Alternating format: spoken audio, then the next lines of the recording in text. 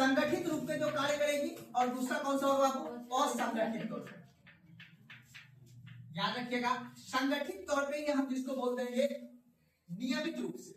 आपसे क्वेश्चन पूछेगा निम्नलिखित में से कौन सा पद्धति नियमित रूप से चलता है और कौन सा पद्धति अनियमित रूप से चलता है। आपको ये कहानी याद रखना है। अभी कैपिटल मार्केट को भूल जाना है, वो आगे चल के क्लास में आएगा। हमने बताया था जो बचत करता होगा, ठीक है, अब बचत करता जो होगा, अब ये बचत करता जो निवेश करेगा जो व्यक्ति, वो क्या लेगा बचत करता से बाबू? बोलो, ऋण लेगा, लोन लेगा ना। और लोन लेने के बाद, ऋण लेने के बाद ही वो मार्केट में क्या करेगा? निवेश करेगा। आपको अगर किसी पैसा का जरूरत है तो आप दो जगह जाइएगा। एक जो बैंक है, बैंक के पास जाइएगा, बैंक के पास जाइएगा। अभी ध्यान समझिएगा और सुनिएगा। आपको अगर ऋण की आवश्यकता है तो आप किसके पास जाइएगा बाबू? बचत करता अर्थात बैंक के पास जाइएगा। अब आपको एक बात याद है बचपन का, गांव में भी एक सेठ लोग होता है। सेठ मतलब जो सूद पे पैसा लगाता है, लगाता है। जो गांव के जो धनी व्यक्ति होते हैं, अगर आपको इमरजेंसी में किसी से पैसा की आवश्यकता पड़ गया तो आप लोग जाइएगा सेठ या महाजन के पास जाइएगा ना। यही ऑप्शन में वर्ड दिया रहेगा, सेठ या महाजन। अगर मुद्रा का फ्लो यानी मुद्रा का कारोबार अगर आप असंगठित तरीका से कर रहे हैं तो आप कहां पे कीजिएगा? गांव के सेठ या महाजन से। अगर आप मुद्रा का प्रवाह नियमित रूप से कर रहे हैं तो वो कहां पे होगा? संगठित होगा। संगठित का मतलब होता है आप किसी बैंक से सहायता लेके कर सकते हैं, या फिर आजकल जानते हैं जो सेल्फ हेल्प ग्रुप होता है, गांव में जो समूह चलता है, जानते होंगे आप लोग, तो वो समूह के तौर पे भी आप ऋण लेके अपना कारोबार कर सकते हैं। सरकार की बात, जो मनी मार्केट होता है वो दो तरह से है, एक संगठित मनी मार्केट और दूसरा कौन सा बाबू? असंगठित। यानी जहां पे मुद्रा की प्रवाह चलता है उसे हम बोलते हैं, क्या बोलते हैं बाबू? मनी मार्केट, ठीक है। हाँ, जहां पे पैसा का लेन देन। अब पैसा का लेन देन आप दो तरीका से करते हैं, एक नियमित रूप से करते हैं और एक नियमित रूप से नहीं करते, जिसमें अब याद रखिएगा पूछता है पैसा का मुद्रा विश्वास पे यानी मौखिक विश्वास पे कौन सा क्षेत्र में चलता है, तो आप क्या बोलेगा? गांव के लोग से जब आप पैसा ले लीजिएगा तो आप बोलता है कि हाँ 5 महीना में लौटा देंगे, 10 महीना में लौटा देंगे, एक मौखिक तौर पे बोलते हैं, क्या बोलते हैं, या फिर एक विश्वास देते हैं, देते हैं। लेकिन अगर आप बैंक से रुपया लीजिएगा लोन तो आपको देना होगा सिक्योरिटी, जिसको आगे चल के सब जाएगा, जिसको बोलते हैं प्रतिभूतियां देना पड़ेगा आपको। आपको जमीन का कागज देना पड़ सकता है। सीधा बात करो, कोई दिक्कत नहीं समझने में। आपको सिक्योरिटी के तौर पे कुछ उसको देना होगा, तब जाके आपको बैंक कौन क्या देगा? ऋण देगा या लोन देगा, उसके बदले में आप काम कर सकते हैं। तो आप इतना बात समझ गए कि जो हमारा मुद्रा का बाजार है अर्थात मनी मार्केट है, वो दो तरीका से काम करेगा, एक संगठित और एक असंगठित। अब ये धीरे धीरे समाप्त होता जा रहा है। क्यों? क्योंकि अब इसपे जो है धीरे धीरे जनता जागरूक हो रहा है, पब्लिक पढ़ लिख रहा है, तो पब्लिक सोचता है उतना हम फालतू का टेंशन नहीं लेंगे। अगर हमने किसी से ऋण लिया है तो उसके बदले में जो ब्याज होगा वो हम अदा करेंगे, आराम से जीवन जिएंगे।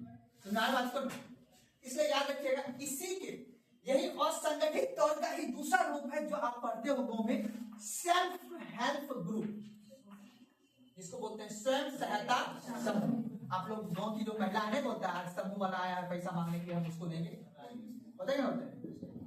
हाँ, ये सेमी गवर्नमेंट सुनाने का ये भी एक नियमित रूप से चलता है। सुना तो इसी से मुद्रा का क्या होता है बाबू? यहाँ तक में दिक्कत किसी को समझने में नहीं। अब एक चीज और आपको समझना है, उसका नाम है, यहां लेके समझ लीजिएगा, उसका नाम है एशिट। एशिट को बोलते हैं संपत्ति, परिसंपत्ति। याद रखिएगा परिसंपत्ति एशिट 3 प्रकार के होते हैं। एक होता है भौतिक संपत्ति, बात करना, एक होता है आप जिसको हम बोलते हैं बचत संपत्ति, और एक होता है बौद्धिक संपत्ति। जैसे आपके पास अगर घर वगैरह होगा तो ये आपका कौन सा हुआ? भौतिक संपत्ति हुआ। इसको सरकार या बैंक जहां भी आप ऋण लेने जाइएगा तो आपकी एसेट अर्थात आपकी परिसंपत्ति को देख के ही वो आपको क्या देगा? ऋण देगा। तो तो एसिड, क्योंकि आगे बार बार एक टर्म आएगा, दो टर्म आएगा, एक एसिड एक आएगा लिक्विडिटी, इसको हिंदी में बोलते हैं तरलता। अभी समझाएंगे आगे चलते। अब बाबू हमको एक बात बताइए, जो ये एसिड है यानी ये जो है यानी संपत्ति जो आपके पास होगा वो तीन रूप में हो सकता है। एक संपत्ति आपका कौन सा होगा बाबू? भौतिक संपत्ति हो सकता है, जो आपका घर वाला होगा ना जी, वो एक भौतिक संपत्ति होगी, उसके एवज में भी आपको क्या मिलेगा। और एक मैंने बोला आपका अकाउंट, जो आपने बचत करके रखा होगा अकाउंट में, वो भी आपके क्या होगा? संपत्ति, जिसको हम बोलते हैं एफडी, कागजी या कागज। और एक होता है बाबू, याद रखिएगा, एक होता है आपका बौद्धिक संपत्ति, याद रखिएगा आप लोग, बौद्धिक संपत्ति। बौद्धिक संपत्ति जो आपका टैलेंट है, जो कभी भी बंटवारा इस पर किसी का अधिकार नहीं हो सकता। जैसे मान लेते हैं कि एग्जाम्पल के तौर पे मान लेते हैं हमारे अंदर एक कला है पढ़ाने की, ये मेरे से कोई छीन सकता है? इस पर किसी का अधिकार हो सकता है? मेरा नोट्स आप लेके मार्केट में दे सकते हैं, इधर उधर कर सकते हैं, बड़े बड़े मास्टर का भी कर सकते हैं, लेकिन मेरे अंदर जो बौद्धिक संपत्ति है, बौद्धिक एसेट है, वो मेरा आप ले नहीं सकते। बाकी ये सभी पर आप किसी का अधिकार हो सकता है। भाई भाई में सुनते होंगे गाँव में, जो गाँव का महिला लोग भी बोलती है बेटा पढ़ लिख ले, ज्ञान कभी कोई बांट नहीं सकता। आपके पास जो ये संपत्ति होगा इसमें बंटवारा हो सकता है, बट इसमें बंटवारा नहीं। तो सरकार अब ये चाह रही है कि हमें किस संपत्ति पे फोकस करना है? बौद्धिक संपत्ति पे। इसीलिए सरकार जो नए जो बच्चे 12th पास करते हैं उसको केवाईसी के माध्यम से स्किल देने का काम करता है। आप एक स्किल लीजिए, आपके पास ये अपनी संपत्ति होगा जिससे आप क्या अर्न कर सकते हैं? पैसा, अर्थात मनी अर्न कर सकते हैं। और हमारे गांव में आज भी आदमी घमंड से जीता है कि हम सारा 10 बीघा का जुड़वा है, नहीं कहता है जी, लेकिन वो कौन सा संपत्ति हुआ? भौतिक संपत्ति हुआ। भौतिक संपत्ति वंश बढ़ने के बाद वो इंक्रीमेंट होता है, इंक्रीमेंट नहीं होता है। आपके पिताजी के पास या किसी के पिताजी के पास 10 बीघा जमीन होगा, उसको 5 बेटा हुआ तो डिफरेंट हो गया, तो धीरे धीरे संपत्ति ऐसी क्या होने लगा? कम। याद है कोई दिक्कत है? तो ऐसी समझ सकते कोई दिक्कत है ना? याद है कोई दिक्कत है ना? अब एक वर्ड और समझना आपको, लिक्विडिटी, तरलता। अच्छा एक बात बताइए, आपको समझाते हैं लिक्विडिटी, ठीक है?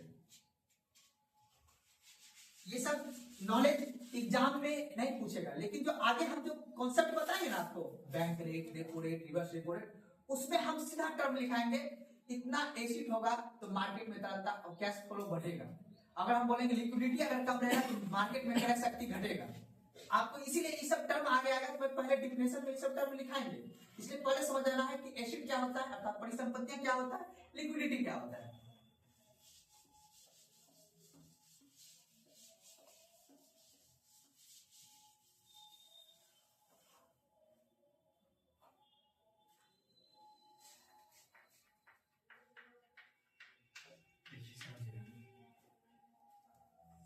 तरलता का मतलब होता है कि आपके पास जो संपत्ति है ना, आपके पास जो संपत्ति है, आप यही ध्यान समझिए, आपके पास जो संपत्ति है उसको कितना जल्दी आप तरलता में बदल सकते हैं।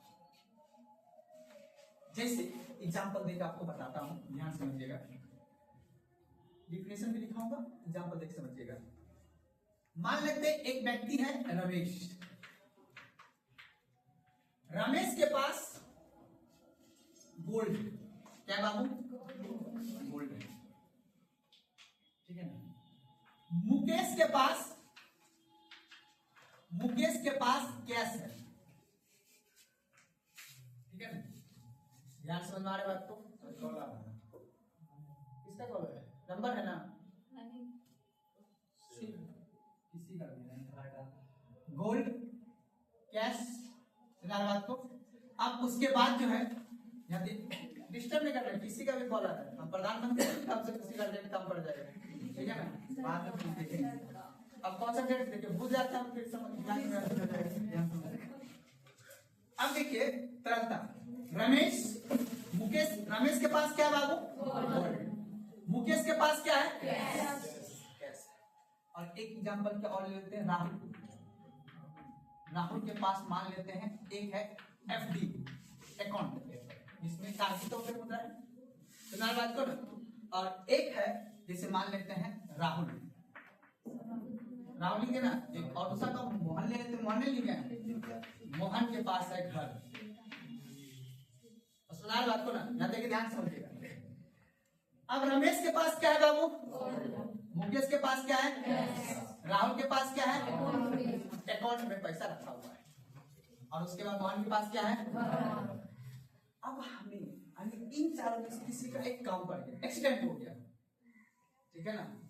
अब इसमें से बताइए कौन व्यक्ति ऐसा है जो जल्दी अपनी समस्या का समाधान कर सकता है। इसके पास कैश में रुपया है, आप लोग कर सकते हैं जैसे राहुल के पास, कुछ तो टाइम लगेगा ना। पहले कौन कर सकता है ये देखना, और यही एग्जाम में आपसे पूछेगा निम्नलिखित में से कौन सी परिसंपत्तियों का कैश फ्लो अधिक रूप में होगा।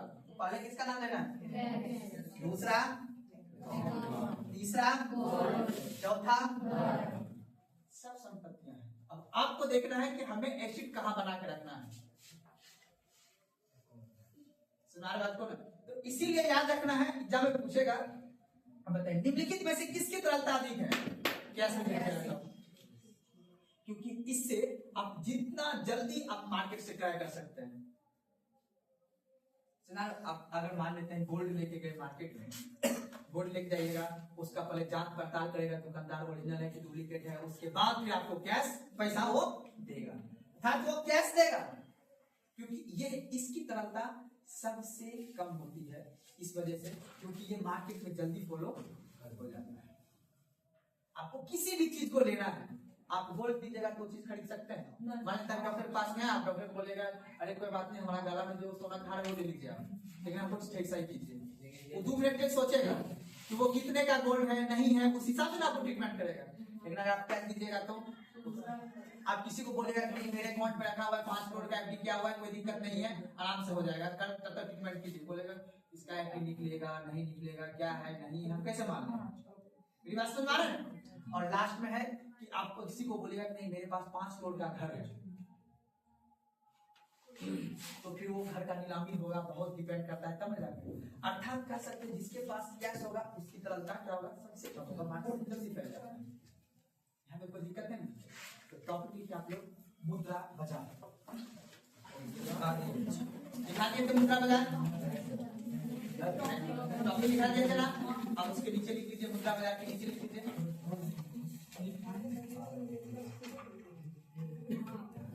मुद्रा बाजार, ठीक है।